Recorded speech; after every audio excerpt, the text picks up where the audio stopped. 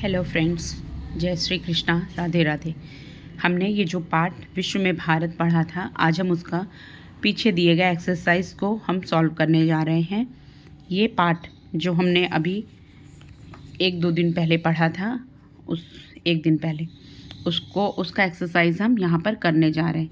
जैसे ये है प्रश्न, इसका अभ्यास प्रश्न 1 में हमने ये पहला प्रश्न हमने देखा था कि पृथ्वी पर कितने महासागर और महाद्वीप हैं। पृथ्वी पर 5 महासागर एवं 7 महाद्वीप हैं। संसार की सबसे लंबी नदी कौन सी है? संसार की सबसे लंबी नदी नील नदी है। संसार की सबसे लंबी नदी कौन नदी है? नील नदी है। हिमालय पर्वत का विस्तार जम्मू एंड कश्मीर से राज्य से अरुणाचल प्रदेश तक है। हिमालय पर्वत का विस्तार जम्मू एवं कश्मीर राज्य से कहाँ तक है? अरुणाचल प्रदेश राज्य तक है। भारत में कितने राज्य एवं केंद्र शासित प्रदेश है? भारत में 28 राज्य एवं 8 केंद्र शासित प्रदेश है। भारत में कितने राज्य और कितने केंद्र शासित प्रदेश हैं? 28 राज्य और केंद्र शासित प्रदेश है। आपको हमने ये इसकी राज्य और राज्य की राजधानियाँ बहुत अच्छे तरीके से करा दी थी। ये हैं 28 राज्य और 8 केंद्र शासित प्रदेश। ये हैं आपके 28 राज्यों के नाम। ये हैं आपके 28 राज्य और ये है 8 केंद्र शासित प्रदेश एवं उनकी राजधानी। इसी तरीके से अब इस अभ्यास का दूसरा प्रश्न है ये, प्रायः पठार का ऊपरी सतह ऊबड़ खाबड़ होता है। प्रायः पठार का ऊपरी सिरा ऊबड़ खाबड़ होता है। हाँ, ऊबड़ खाबड़ होता है। हमने आपको बताया था कि पठारिये पृथ्वी पर तुलनात्मक रूप से ऊंचे उठे चौरस भाग पठार कहलाते हैं। प्रायः पठार का ऊपरी भाग कैसा होता है? ऊबड़ खाबड़ होता है। प्रायः पठार का ऊपरी भाग कैसा होता है? ऊबड़ खाबड़ होता है। तो आपको ये यहाँ से ध्यान रखना है। ये सही हो गया। दूसरा सवाल क्या था कि प्रशांत महासागर पृथ्वी के आधे भाग पर फैला है। प्रशांत महासागर पृथ्वी के आधे भाग पर फैला है? नहीं, तिहाई भाग पर फैला है। ये देखिए, हमने आपको यहाँ पर बताया था कि प्रशांत महासागर सर्वाधिक विस्तृत एवं सबसे गहरा है। यह संपूर्ण पृथ्वी के लगभग 1/3 भाग पर फैला है। इसका सबसे गहरा स्थान मेरियाना गर्त है। कितने तिहाई भाग पर फैला है? 1/3 भाग पर फैला है। जबकि यहाँ पर क्या बताया है कि आधे भाग पर फैला है। तो ये सही होगा कि गलत होगा? ये गलत हो जाएगा। राजस्थान में सदाबहार वन पाए जाते हैं?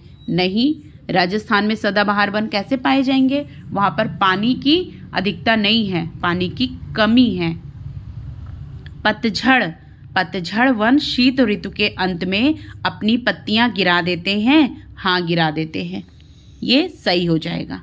ठीक है, इस तरीके से आप लोग इसको अपने बुक में फिल कर लीजिएगा।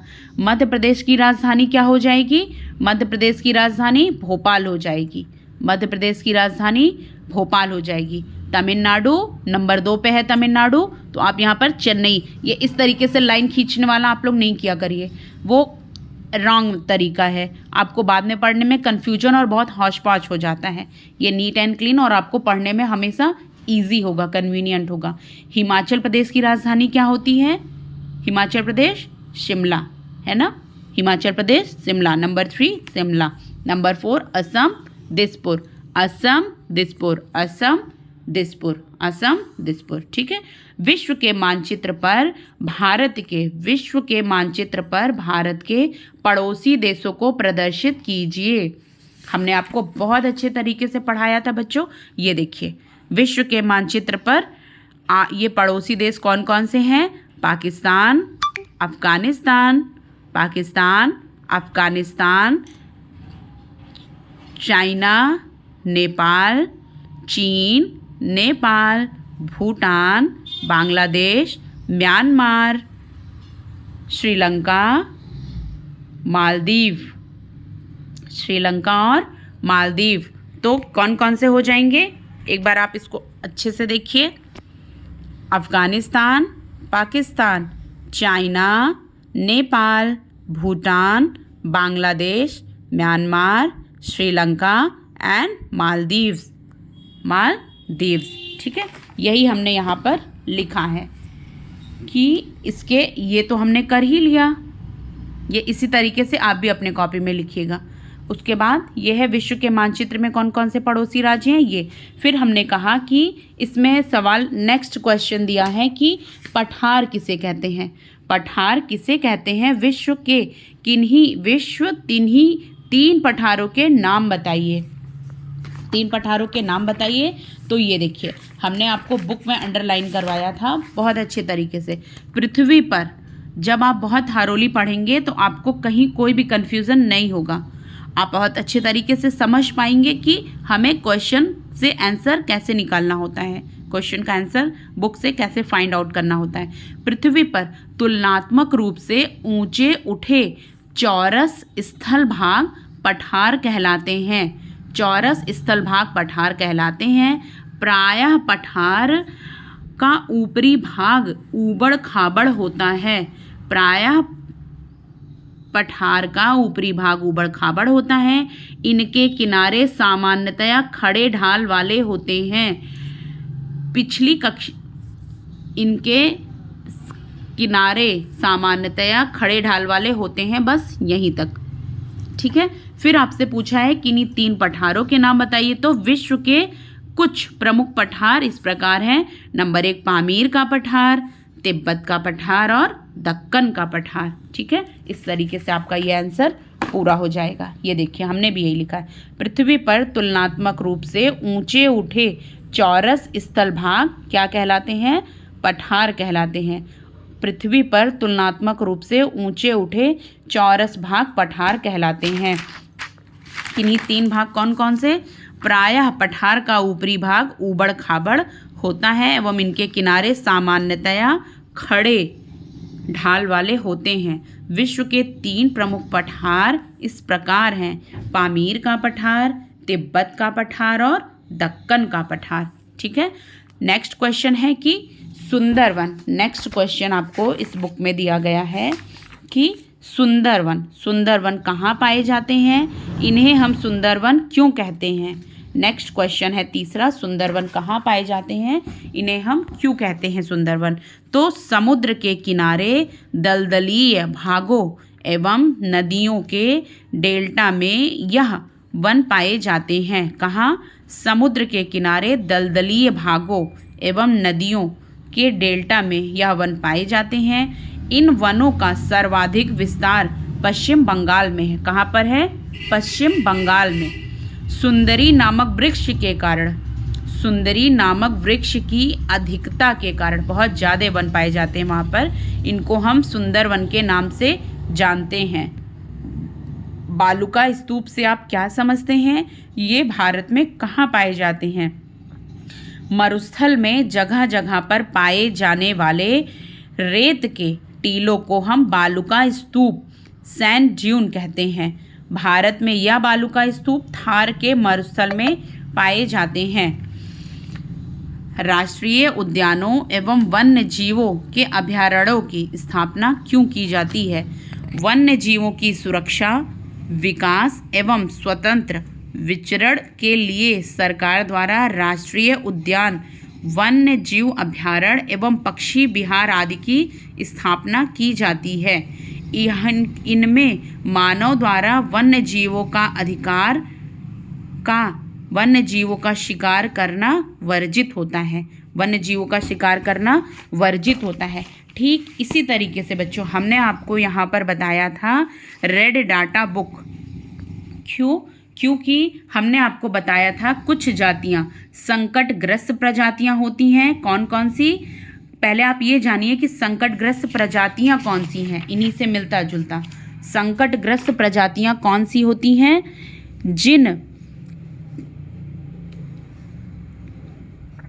ये प्रजातियाँ यहाँ से देखिए, ये प्रजातियाँ अब दिखाई नहीं देती हैं।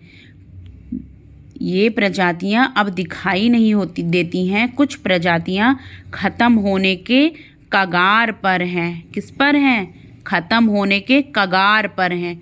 कुछ लेश मात्र, बहुत कम मात्रा में अभी हमारे पास हैं, लेकिन इनके ऊपर खतरा मंडरा रहा है, इसीलिए इनको हम क्या बोलेंगे?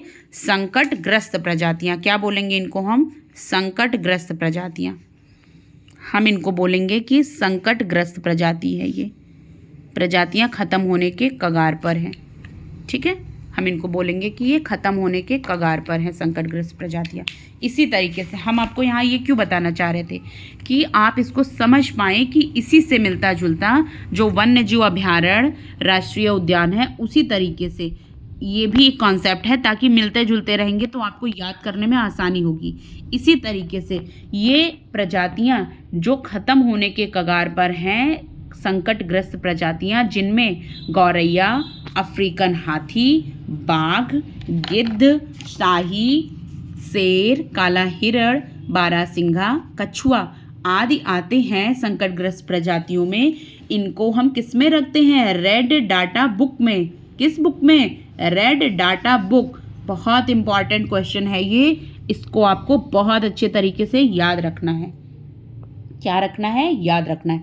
रेड डाटा बुक वह किताब है जिसमें सभी संकटग्रस्त प्रजातियों का रिकॉर्ड रखा जाता है। इसी तरीके से हमारी गवर्नमेंट ने गौरैया जो कि संकटग्रस्त है उसको बचाने के लिए एक अभियान चलाया है, जिसको हम सेलिब्रेट करते हैं इसको प्रोटेक्ट करने के लिए। जो हमारी गौरैया है स्पैरो, इसको हम प्रोटेक्ट करने के लिए हर साल 20 मार्च को विश्व गौरैया दिवस के रूप में मनाते हैं। इसी तरीके से बाघ जो हमारा राष्ट्रीय पशु है, इसका अस्तित्व भी खतरे में है। इसकी सुरक्षा के लिए हमारी गवर्नमेंट ने बाघ परियोजना चलाई है, प्रोजेक्ट टाइगर लागू किया है। ठीक है, इस तरीके से कुछ वन्यजीव अभयारण्य इस तरीके से हैं।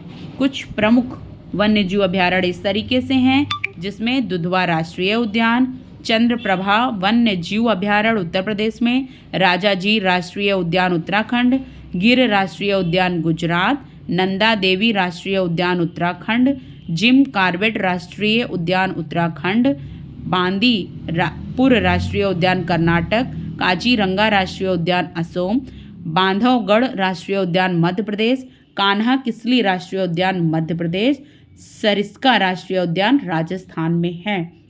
ठीक है, इसी से मिलता जुलता हमने आपको बता दिया है। इसी से और आप एक चीज़ और याद कर सकते हैं कि जैसे आपने वहाँ पर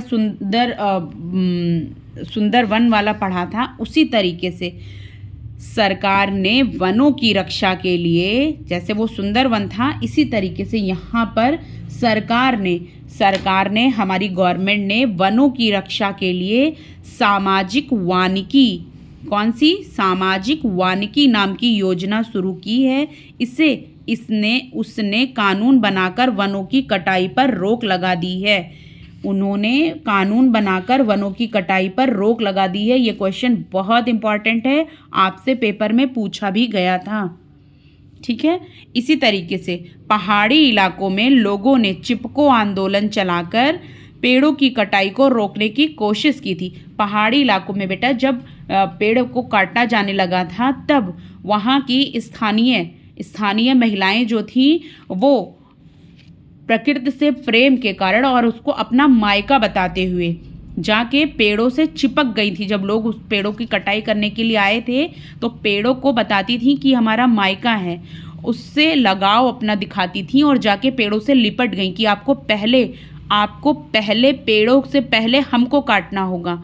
तब ये देखते हुए वो लोग पीछे हट जाते हैं, इसीलिए उसको हम चिपको आंदोलन के नाम से, उसी कॉन्सेप्ट के कारण से नाम से हम इसको चिपको आंदोलन के नाम से जानते हैं।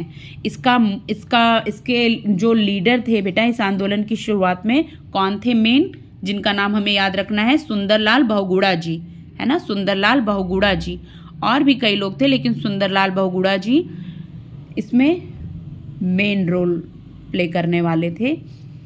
और पहाड़ी इलाकों में लोगों ने चिपको आंदोलन चलाकर पेड़ों की कटाई, पेड़ों की कटाई पर रोक लगाने की कोशिश की थी। इस आंदोलन की शुरुआत सुंदरलाल बहुगुणा जी ने की थी। इस आंदोलन में लोगों ने पेड़ों से चिपककर उसको काटने का विरोध किया था। चिपको आंदोलन का नारा क्या था, ये भी बहुत इंपॉर्टेंट है। लकड़ी, पानी और बयार, ये हैं जंगल के उपकार। बार बार आप लोग इसे बोलोगे तो याद हो जाएगा। लकड़ी, पानी और बयार, ये हैं जंगल के उपकार। वनों को बचाने के लिए श्री के.एम. मुंशी द्वारा 1950 में वन महोत्सव की शुरुआत की गई थी। कितने में? 1950 में।